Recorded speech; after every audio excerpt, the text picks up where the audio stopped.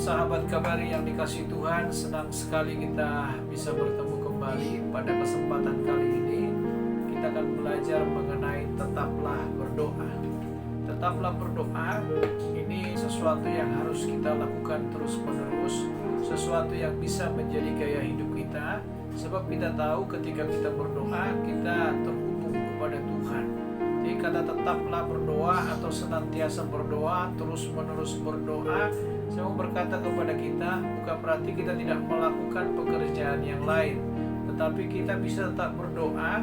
Yang berdoa adalah roh kita kepada Tuhan. Ketika kita bekerja, kita juga harus tetap menjaga supaya kita terhubung dengan Tuhan. Sebab dengan senantiasa terhubung dengan Tuhan, maka kita akan bisa merasakan pimpinan Tuhan yang luar biasa.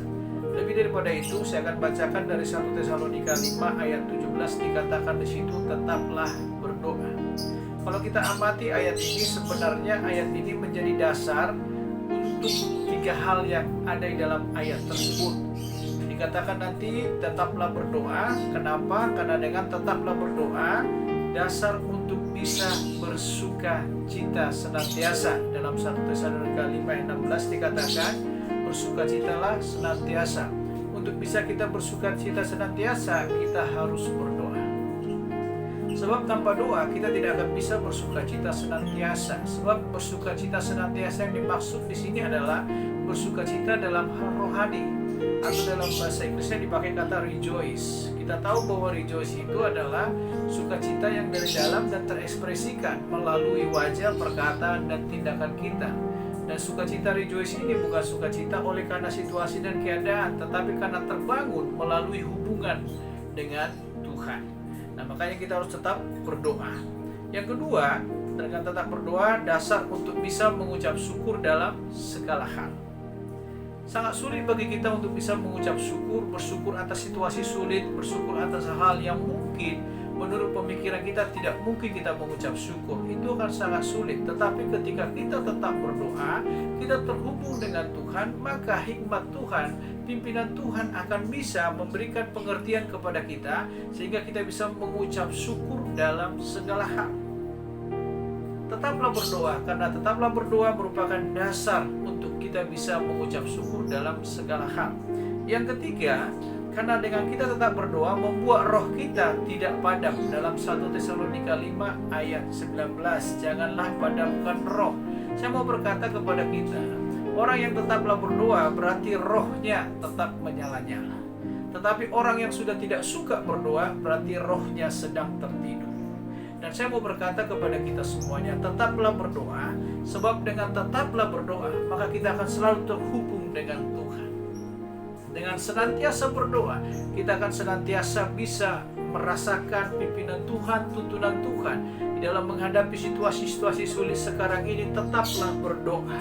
Dan saya yakin dan percaya situasi yang sulit ini juga akan membuat kita menambah jam-jam doa kita. Di luar jam-jam doa pribadi kita akan berdoa juga bersama dengan keluarga kita. Ada mesbah-mesbah keluarga, dan bukan hanya itu saja, bahkan di hari Minggunya ada ibadah-ibadah yang diadakan di rumah masing-masing. Saya mau berkata kepada kita, tetaplah berdoa.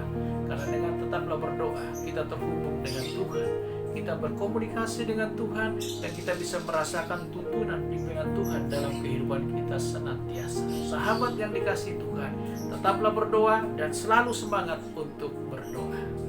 Mari kita berdoa. Bapa kami yang di surga, kami mengucap syukur kepadamu Tuhan buat hari ini, buat firman-Mu. Dan biarlah saat ini Tuhan Kau menjamah kami satu persatu, supaya kiranya roh-Mu yang berdiam dalam diri kami membuat kami menjadi suka berdoa, membuat kami lebih bergairah lagi berdoa. Sebab kami tahu Tuhan, ketika kami memiliki kesukaan berdoa, kami senantiasa berdoa, itu adalah dasar untuk bisa kami bersuka cita senantiasa, dasar untuk kami bisa mengucap syukur dalam segala hal.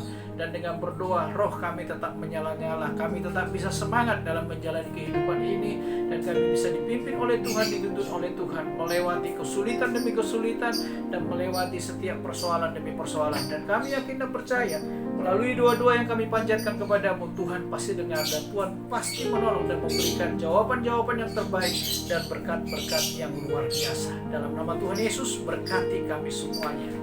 Shalom, Tuhan memberkati. Salam sahabat kabar yang dikasihi Tuhan. Saya percaya kita semuanya diberkati melalui renungan firman Tuhan ini. Berilah like, komen, dan subscribe. Dan jangan lupa, bagikanlah renungan ini bagi sahabat-sahabat yang lain supaya mereka juga diberkati.